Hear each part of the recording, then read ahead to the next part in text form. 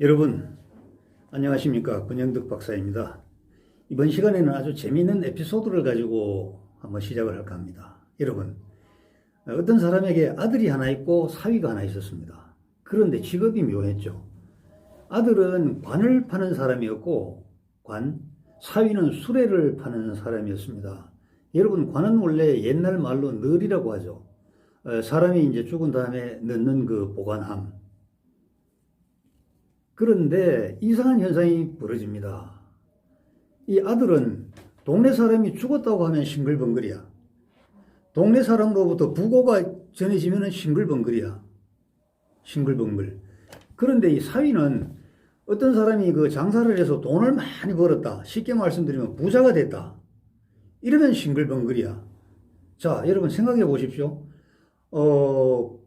부고를 전해 듣고 싱글벙글 하는 그 아들은 이 심성이 아주 나쁜 사람이죠. 사람이 죽었는데, 상사를 당했는데 좋아서 싱글벙글 표정 관리한다. 이거 아주 나쁜 사람 아닙니까?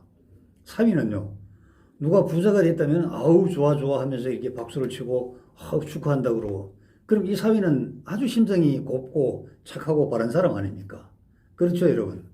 그런데 사실 그렇지가 않습니다. 이것은 심성이 좋고 곱고 나빠서 이렇게 나오는 반응이 아니고, 자기에게 이익이 되느냐 손해가 되느냐 이걸로 이제 따지기 때문에 여기에 대한 반응인 것이죠. 예를 들어서 동네 누군가가 이제 부고를 당했다. 그러면 관이 필요하잖아요. 장례식을 치르기 위해서는 널에다가 그분을 넣고 이렇게 닫아서 뭐 화장을 하거나 매장을 하는 거 아닙니까? 그러니까 부고가 들리면은 이 관이나 널을 팔 수 있기 때문에 그냥 반응이 스스로 나온 것이고, 또 이쪽의 사위는 누가 부자가 됐다면요, 사위를 수레를 누가 탑니까? 부자가 타죠. 요즘 벤츠를 누가 탑니까? 그 경제력이 탄탄한 사람이 벤츠 타고 뭐 좋은 차 타는 거 아닙니까? 경제력에 맞춰서 이제 승용차를 사니까 바로 이런 겁니다. 그래서 이익이 되느냐 또 손해가 되느냐 이것으로 사람은 생각하는 것이지, 원래 그 사람이 심성이 나쁘고 고와서 그런 반응이 나타난 게 아니라는 겁니다. 그래서 사마천은 이런 얘기를 했어요. 어질고 현명하다는 사람들이 묘당에 모여서 깊이 논의하고 도모하고 조정에 나가서 의논하고, 또 어떤 정치적이나 사회적인 격변이 생겨도 자기 믿음을 지켜서 목숨을 초계와 같이 버려버리는 거 있습니다. 이런 사람 많거든요. 또 세상이 혼란하다고 깊은 산속에 숨어가지고 세상과 단절하고 사는 사람도 굉장히 많습니다. 하지만 이 모든 행위 외에 궁극적인 도달점은 어디인가? 자기의 이익이라입니다. 무슨 이익? 경제적인 이익도 이익이려니와 세상 사람들이 나를 평가해주는 그 평가도 큰 이익을 판단하는 기준 중에 하나입니다. 자, 자기에게 어떤 유익이 남지 않으면 그런 행동을 할 리가 없다는 것이죠. 그래서 인간의 행동에 그 기저에 자리 잡고 있는, 그 인간을 움직이는 가장 중요한 저 깊은 곳에 자리 잡고 있는 그 무엇은 바로 이익을 향한 사람의 마음입니다. 그래서 거의 대부분이 이익을 위해서 움직이고, 이익을 위해서 뭔가 말을 하고 뭔가 생각하고 또 뭔가 행동하는 것이죠. 그것이 나에게 손해가 된다면은 안 하죠. 왜 합니까? 지금도 보면은 뭐 정치적인 어떤 사안을 두고 이쪽과 이쪽이 갈려서 격렬하게 싸우잖아요. 어떤 SNS 들어가 보면 정말 참 짜증납니다. 이게 정상적인 이 사고방식이야? 아니, 사람으로서 어떻게 그렇게 생각해? 이런 사람이 있거든요. 그런데 저쪽과 얘기 들어보면 똑같아요. 당신들 생각 좀 고쳐. 야, 그게 사람으로서 그게 할 말이야? 이렇게 싸웁니다. 왜요? 여기는 여기대로 이익이 있고 여기는 여기대로 이익이 있는 것입니다. 빼앗으려는 자, 지키려는 자, 끌어내리려는 자, 끌어내림을 당하지 않으려고 저 위에서 버티는 자, 다 뭡니까? 이익이죠, 이익. 뭐 대인의 명부인의 세상을 위해서 일한다고 합니다만은 그 사마천 주장은 결국은 그 자체가 본인에게 이익이 되는 겁니다. 뭐 예를 들어서 권력의 어떤 압력을 받아도 굳건하게 버티다가 쫓겨 나오는 한이 있더라도 결국은 그것이 나에게 이익되는 거 아닙니까? 또 세상의 비난을 다 받아가면서까지 뭐 하려고 저래? 저런 짓을 왜 해? 하지만은 끌어내려버려. 야, 막 그냥 끌어내려버려. 이렇게 하는 경우가 있잖아요. 왜 하지? 따져보면 그 사람들의 이익이죠. 이래서 이익이 사람을, 행동을 이렇게 왼쪽, 오른쪽, 위, 아래로 갈라버린다는 겁니다.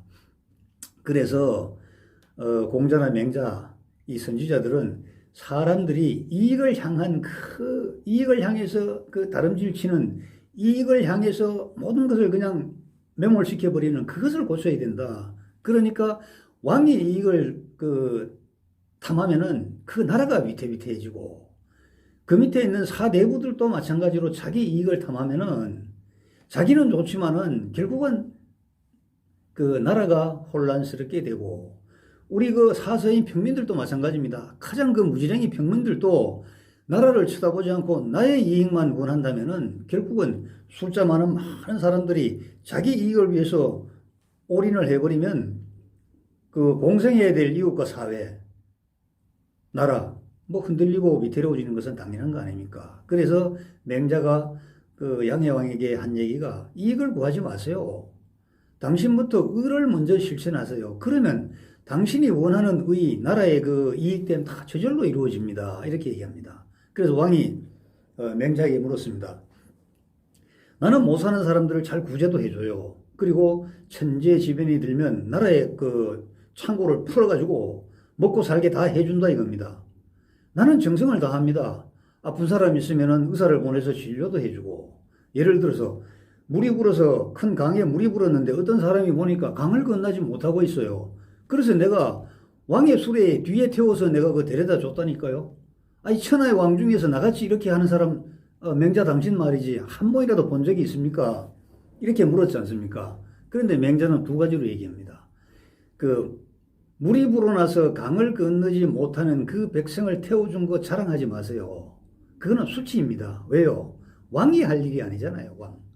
부연 설명하자면 정말 왕이 백성들을 아낀다면 그 강에 다리를 놓아줘야 되고 다리를 놓아가지고 그 백성들이 자유롭게 왕래를 할 수 있도록 해줘야 돼.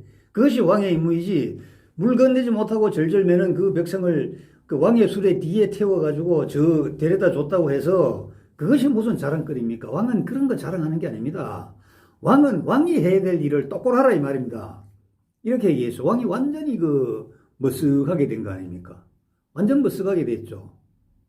그리고 또 이렇게 물었습니다. 나는 백성들에게 정말 나는 최선을 다해서 해주는데 왜 백성들은 우리나라로 몰려들리지 않는 겁니까? 왜 인구가 늘어나지 않는 겁니까? 이렇게 물은 겁니다. 여러분 강태공이 산업을 살리니까 떠나갔던 사람이 돌아오고 외국 사람이 소문 듣고 돌아오고 제 나라의 인구는 자꾸 늘어나는 거 아닙니까? 그러니까 산업이 살고 인구가 늘어나면 강성한 거죠. 거기가 희망의 땅 아닙니까? 희망의 땅. 정말 그 꿈의 나라 아닙니까? 세계 현대사도 마찬가지잖아요. 아메리칸 드림을 안고 갔잖아요. 지금 동남아 사람도 코리안 드림을 안고 우리나라에 들어와요. 왜? 여기 오면 일자가 있고 여기 오면 일한 만큼 대가를 제대로 쳐주고 우리도 뭐 과거에는 체불임금 참 많았습니다. 그래서 뭐 완력으로 때리기도 하고 참 그 나라의 수치죠 이게요. 그런 일 많았죠. 그래서 요즘은 이제 노동법이 강화가 돼서 이제 외국인들도 똑같이 대접을 해주라고 하니까 또 반발이 심해요. 아니 지 나라에서 못 살고 못 먹고 살아서 이까지 온 사람을 어떻게 우리 내국인하고 똑같이 쳐주란 말이냐 하고 또 이런 말도 납니다. 어찌되었건 나라의 국격이란 것은 내국인이든 외국인이든 누구든지 와서 일하면 일한 만큼 보상을 해주는 거. 그러면 이게 국격이 높아지고 소문이 나는 거잖아요. 캄보디아 수학선생이 우리나라 부산에 와서 6개월인가 일하고 가서 다시 들어왔습니다. 왜? 1년만 일하면 자기들이 원하는 그 강가에 강을 이렇게 내려다보는 거기에 멋진 집을 지을 수 있다고 아내에게 조금만 더 고생해라. 내가 그 코리아 부산에 가서 내가 1년만 일하면 여기 집 지을 수 있는 돈. 학교 수학 선생입니다. 중학교. 이런 사람들 있잖아요. 코리안 드림이잖아요. 지금은요. 그래서 맹자는 이제 그 왕에게 한 말이 그겁니다. 왕은 스스로 백성들을 잘 돌보고 아픈 사람도 고쳐주고 그 강을 건너지 못하는 사람 건너게 해주고 했지만은 당신은 전쟁을 목적을 두고 한 얘기야. 한 일이야. 전쟁. 백성들이 그걸 먼저 안다니까. 어? 당신이 백성들을 원하는 그 위무하고 백성들을 어루만지는 척하는 그 모든 행위들이 사실은 사람들이 많이 들어오게 해서 그 사람들로 하여금 칼과 창을 잡히게 해서 다른 나라를 공격하려고 한다는 그 의중을 백성들이 먼저 알아버린 거야. 그러니까 안 오지. 누가 오겠어? 나라도 안 오겠다. 뭐 이런 뜻입니다. 그래서 왕이 그 수심에 이렇게 잠겼다고 합니다. 자, 왕이 이렇게 나라의 이익을 구하면은 결국은 백성들이 혼란스러워지고 결국은 나라가 발전이 안 된다. 그겁니다. 그래서 개인이나 또 국가나 또 이 사회나 그 추구하는 이익은 무시할 수 없는 요소 아닙니까? 그 이익을 가지기 위해서 나쁜 짓도 하고 거짓말도 하고 또 서로 다투기도 하고 그리고 전쟁도 마다하지 않는 게 사실 세상 아닙니까? 우리는 이런 세상에서 살아왔고 또 이런 세상을 우리 후손들에게 물려줍니다. 우리가 아무리 노력한들 정말 우리가 그 꿈에나 그리던 그런 이상사회는 건설할 수도 없으리니와 그런 건설할 수도 없는 그 이상사회를 후손들에게 남겨준다고 떠들 일도 없는 거예요. 특히 정치하는 사람들이 정신 차려야 되잖아요. 그죠? 맹자가 그 제나라 그 선왕이나 양해왕에게 한 얘기가 있지 않습니까? 그것을 귀담아 들어봐야 됩니다. 귀담아 잘 들어봐야 됩니다. 그래서 우리나라에서 외국도 마찬가지입니다만은 우리나라 직업이 약 한 2만 개가 된다고 하는데 그 많은 직업 중에도 그래도 개인보다는 사회를 가정보다는 국가를 먼저 생각하는 그런 직업이 있죠. 그게 무엇입니까? 공무원들 아닙니까? 군인들 아닙니까? 경찰 아닙니까? 소방관 아닙니까? 사실 그 우리가 소방관 하지만은 소방관의 존재 임무는요. 화재 났을 때 화재 진압하고 화재 속에서 그 목숨이 경각에 달린 그러한 사람들을 들어가서 구해내고 제가 한 10년 전에 그 소방교육원 가가지고 강의할 때 가기 전에 제가 그 소방관의 일기라는 그 글을 봤습니다. 눈물이 줄줄줄 납니다. 그 말이지 화마가 넘실거리는 그 현장에서 자기 목숨을 돌보지 않고 들어가서 화재 불을 진화하고 또 거기 있는 사람을 구조해내는 그 정말 숭고한 그 일을 수행하는 우리는 숭고하지만 그 사람들은 목숨을 저당 잡힌 거 아닙니까? 그래서 홍제동 그 6명의 소방관 순직할 때도 잘못된 정보입니다. 불이 다 껐어요. 그 집이 다 무너질 판인데 할머니가 지나가면서 저 위에 우리 손자 있다고 저 안에 우리 손자 있다 그러니까 소방관들이 거의 넘어지기 직전에 와르르 들어가서 그 지붕이 내려앉아가지고 6명이나 참 고귀한 생명 아닙니까? 거기서 참 숭고한 그 마지막을 그 장식했잖아요. 그런데 그게 허위 정보였어요. 그게 손자가 없었어. 자기 손녀가 거기에 있는 것도 아니야. 하지만 그 아주 찰나의 순간에 소방관들은 뭐 허위 정보인지 아닌지 따질 게 없잖아요. 할머니가 저 안에 내 손자 있다고 하는데 들어가야지. 들어갔다가 와장창 무너져서 다 정말 사나이지 않습니까? 그래서 2만 가지 직업 중에서 그래도 사회를 멸사봉공하는 그러한 그 임무를 수행하는 분들은 공무원, 군인, 경찰, 소방관 뭐 다 공무원이지만 이런 그 분들 아닙니까? 그래서 오로지 청렴을 근본으로 살아라. 그리고 나라를 위해서 생각해라. 다른 사람은 지금 이 순간에 내가 얼마나 이익을 볼까 이익을 생각하지만은 생각의 대부분은 그 사적인 것보다 공적인 것을 먼저 생각하는 그런 직업군이 바로 우리 공직에 계신 분들 아닙니까? 그래서 이러한 분들이 경제적으로 걱정 없이 살도록 보살펴야 하는 것은 국가의 임무죠. 그죠? 나라의 의무죠. 하지만 이렇게 숭고한 임무를 수행한다고 해서 아주 많은 생각하지도 못하는 그런 보상을 줄 수는 없잖아요. 다 법에 정한 대로. 또 나라의 그 경제력이 그 허락되는 대로 이렇게 어떻게 보면 필요한 최소의 그 공급을 하는 것이죠. 그렇기 때문에 이 공직에 계신 분들은 멸사봉공도 대단히 중요하죠. 기본이니까. 그러나 경제적인 그 관점에서도 한번 생각을 해보세요. 그렇다고 사적으로 뭐 일과 시간 중에 이게 부동산 투자하고 핸드폰 가지고 뭐 하고 어림도 없잖아요. 어림도 없어요. 그리고 또 이 군인들이나 이런 분들은 격오지에 많이 계시잖아요. 제가 지금 고려대학교에서 그 전문의 의사로 계셨죠. 지난번에 보니까 고대 총장 그 선거에도 나오셨던데 그분이 이제 젊을 때 저보고 하는 말이 그 직업군인들 가족들을 상담을 해보면은 이상하게 병님한테 머리가 아프고 찌근거리고 팍 찌부듯하고 뭐 목욕을 해도 안 되고 안 풀린대요. 그런데 서울만 가면 이 병이 낫는데요. 서울 가는 게 아니고 서울 가기 전에 옛날에는 그 망우리 고개를 넘어왔잖아요. 그 망우리 고개. 그 고개만 넘어오면은 머리가 맑아진대. 기분이 좋아진대. 그래서 이제 의사들 사이에서 그때 하는 얘기가 아, 이거 망우리 디지즈, 망우리병이야, 망우리병. 망우리만 넘으면은 이제 병이 깨끗하게 이제 나와버려. 그게 뭐냐면 문화적인 격차를 그 수용하기 어렵다는 겁니다. 사실 그 서울에서 여대 다니고 했던 그 꿈 많은 소년들이 그 사관학교나 뭐 이런 출신들하고 결혼을 해서 임시에 따라가 보니까 전부 3번 이가 전방 아닙니까? 요즘과 같이 도로도 별로 닦아져 있지 않았고 또 요즘과 같이 그 승용차 보급률도 아주 적었던 그 시절에 노선버스를 타지 않으면 서울에 들어올 수 없었던 그 시절에 그 문화적 격차라는 것은 대단히 어렵죠. 원래 이 멸사봉공하는 분은 당사자뿐만 아니라 가족들도 이런 그 고통을 감내해야 됩니다. 어떻게 보면 이러한 고통, 감내해야 될 고통까지도 가능하다면 나라에서 보상을 해주는 게 좋지만은 뭐 자꾸 보상해 줄 수 없는 거 아닙니까? 그 보상이 아니고 어떨 때는 봉급도 반납하잖아요. 그 IMF 외환위기 때 그 봉급의 일정 부분을 국가로 반납했습니다. 그래서 우리가 외환위기를 졸업하는데 IMF 졸업하는데 만세 빨리 부르고 우리가 그 박수치고 샴페인 터뜨리는데 기여했던 많은 분들이 공직자들입니다. 돌반지 내놓고 동참했죠. 그다음에 월급은 아예 그냥 상당히 그 많은 부분을 그 자진 반납했습니다. 그러한 모든 그 노력들이 모여서 그 위기를 극복한 저력 있는 나라가 이제 우리나라가 되었는데 문제는 개인들의 경제력입니다. 이분들도 현직에 있을 때는 그러한 그 활동하면서 그 아주 그 자랑스럽고 긍지를 가지고 자부심 하나만으로 똘똘 뭉쳐서 살아갈 수 있습니다. 뭐 강원도 전방을 가든 경기도 전방을 가든 아니면 저 밑에 그 해안 지역의 도서로 가든 아니면 그 해군 같으면은 배 한 번 탔다면 6개월 아닙니까? 나가면요.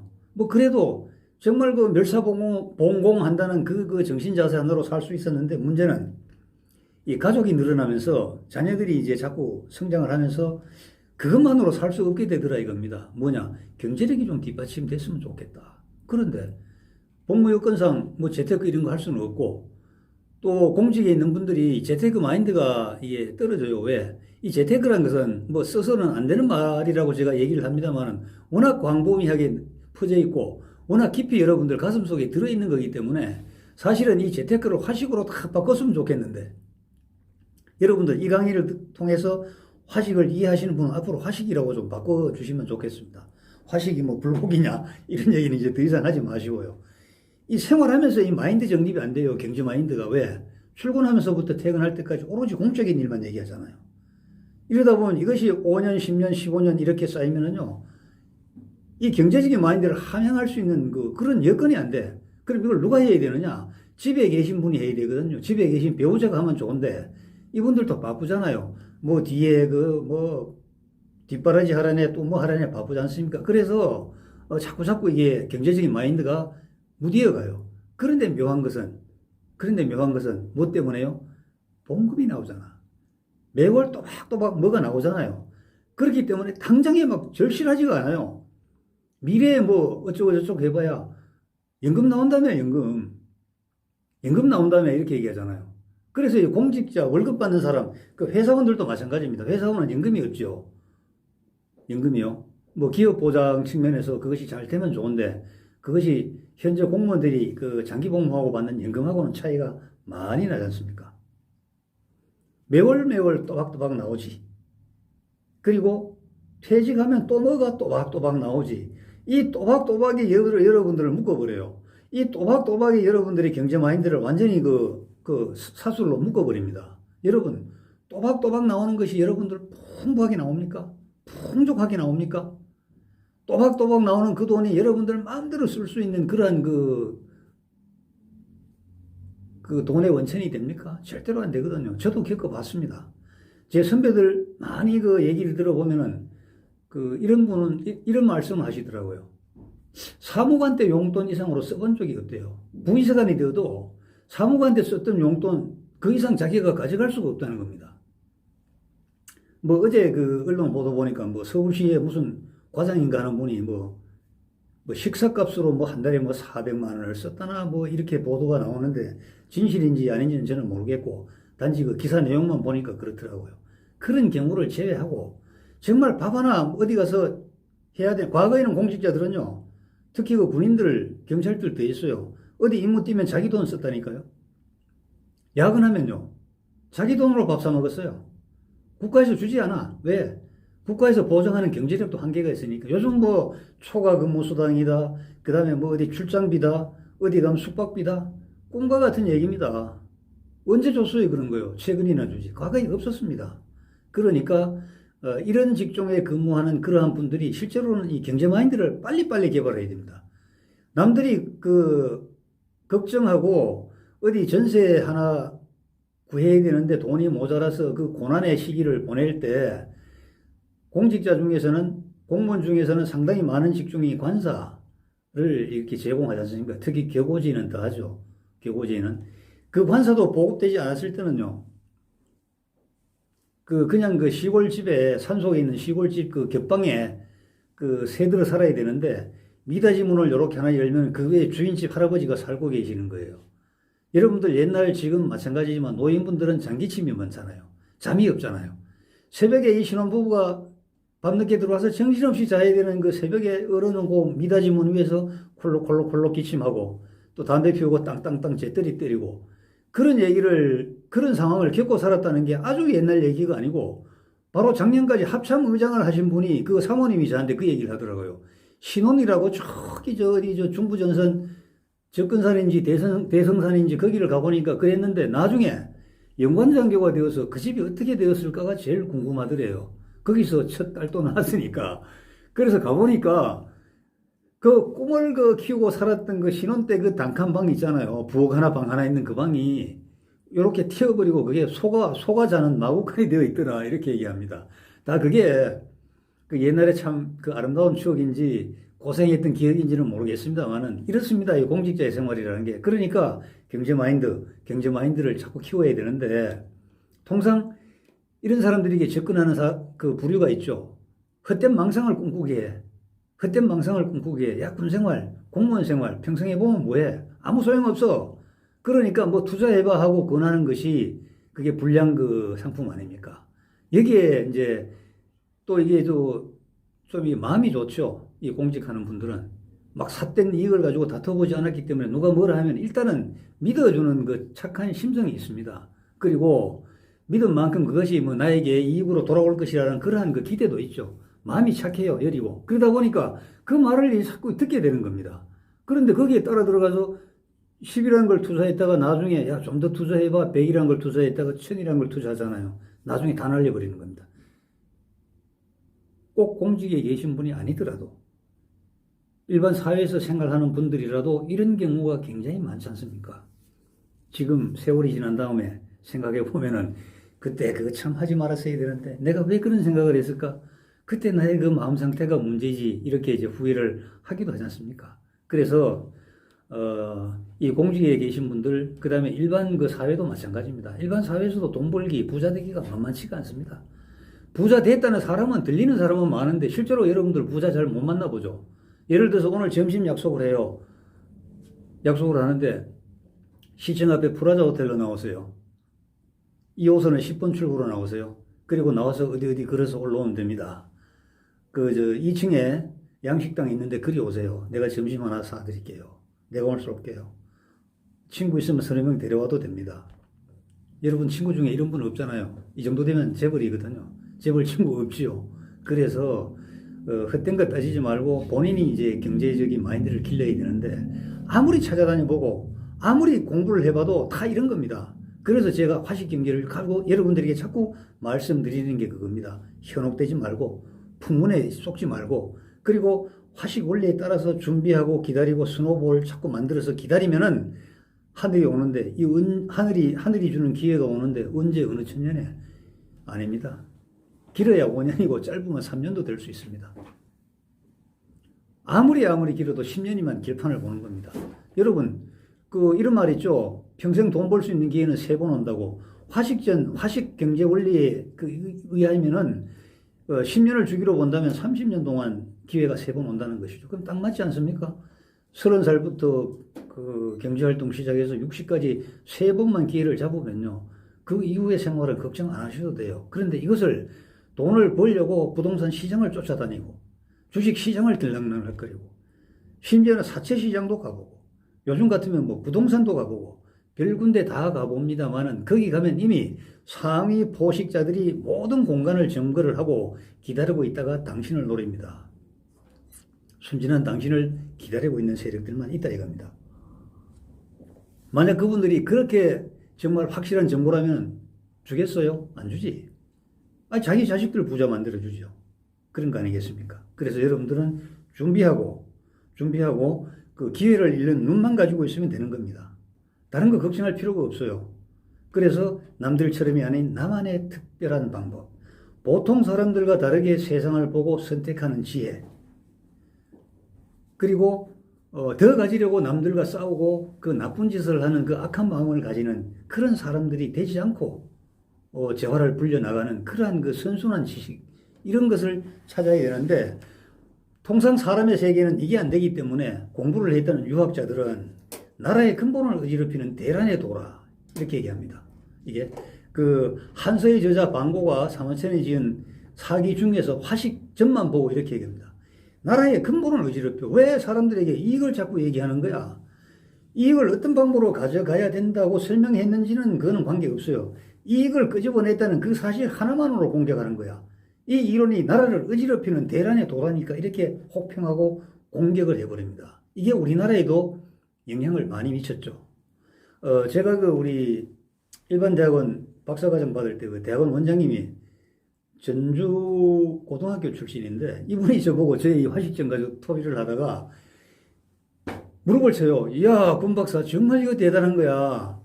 우리 있잖아, 전주 지방에 가면은 이런 말이 있어요. 뭔데 그러니까 사내 대장부는 곡물 가격을 알아서는 안 된다는 거야. 농경사회에서 곡물 가격이라는 게 뭡니까? 경제 아닙니까? 경제. 이걸 알아서는 안 되는데 그럼 뭐 하는데요? 충과 효, 인위 예지만 생각하면 되지. 그 제가 얘기했습니다. 제 고향은 안동인데요. 똑같은 말이 있습니다. 그 뭐냐고 물어.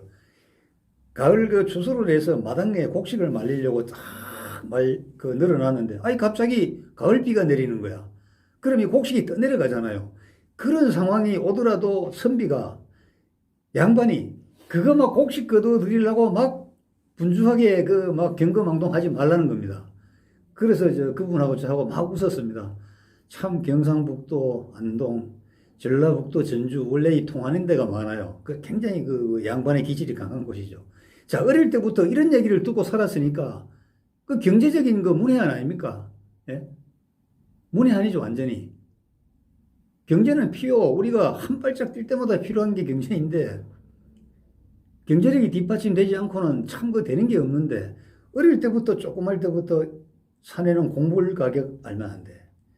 1년 농사 지어가지고 추수해서 그걸 잘 말려야 갈무리해서 그 다음 그 가을까지 먹고 사는 그 나라 곡식인데도 그것이 어떻게 물에 떠내려가더라도 그걸 막 건지려고 허겁지겁 해서는 안 된다고 얘기를 합니까? 이걸 어릴 때부터 완전히 머릿속에 심어주면은 그 사람은 경제적으로 완전히 그 사상적으로 낙후되잖아요. 이런 상황을 그 어릴 때부터 겪었기 때문에 경제, 재화, 재물의 중요성보다는 어떤 그 유학의 핵심 가치를 자꾸 추구하는 쪽으로 사람들을 이렇게 기울게 만들어버리는 겁니다. 그래서 이러한 그 재화에 대한 부정적인 인식은 지금까지도 이어지죠.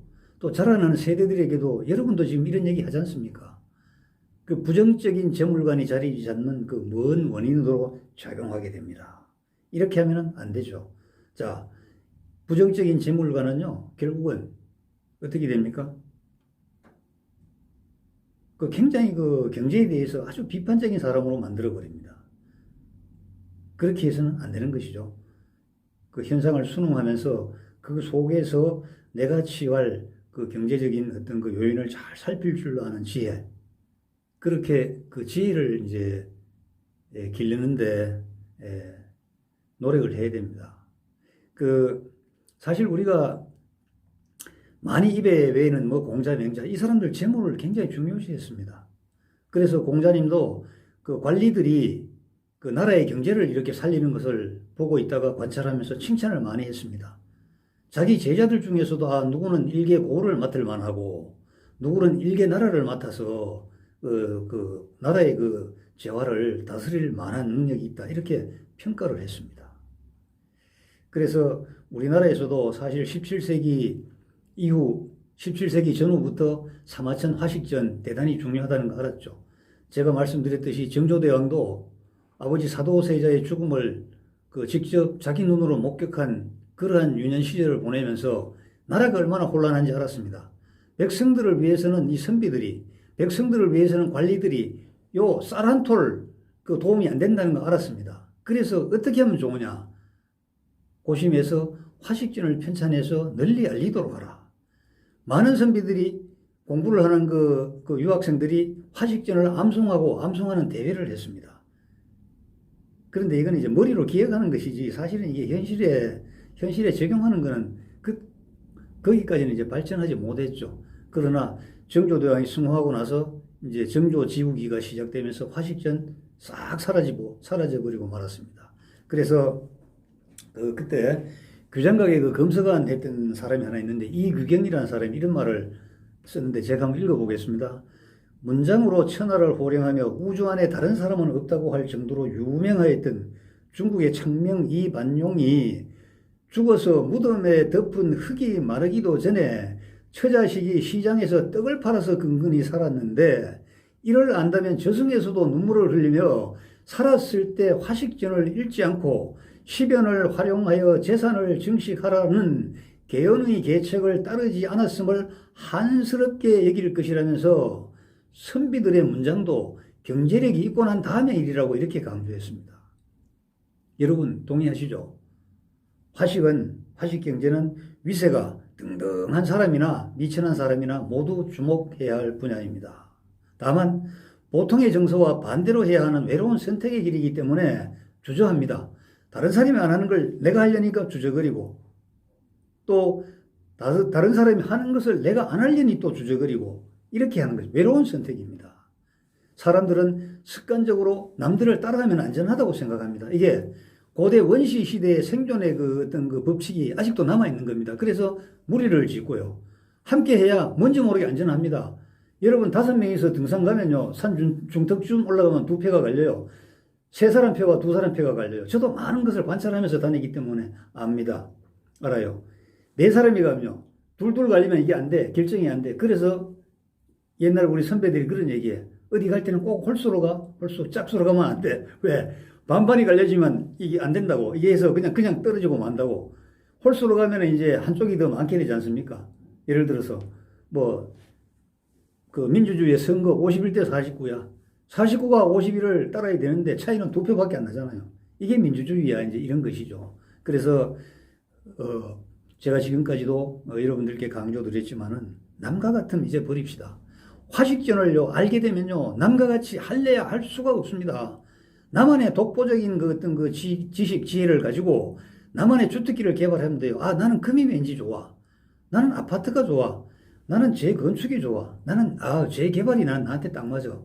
이렇게 자기 주특기를 찾아가지고 거기에 그냥 고요하게 정진하면은 현업에서 여러분들은 열심히 일해서 칭찬받고 사랑받는 그 직원이 될 수 있고 그리고 나와서 경제적으로도 이게 따박따박 재산이 이렇게 증식되면은 여러분 안전하지 않습니까? 여러분들 뭐가 불안하십니까 지금요? 그 불안의 제1원인도 아마 그 경제일걸요. 그러한 불안을 없애주는 화식 경제 여러분 조금만 귀를 기울여 주시고 조금만 시간을 할당해 주신다면은 얼마나 여러분들에게 큰 유익이 되겠습니까? 여러분 오늘은요 한 템포 늦추더라도 기회는 많이 오니까 정말 지식을 가지고 보통 사람들과 또 상식과 반대로 선택하는 그러한 지혜를 기르는 그러한 시간으로 오늘은 마무리하겠습니다. 여러분 감사합니다.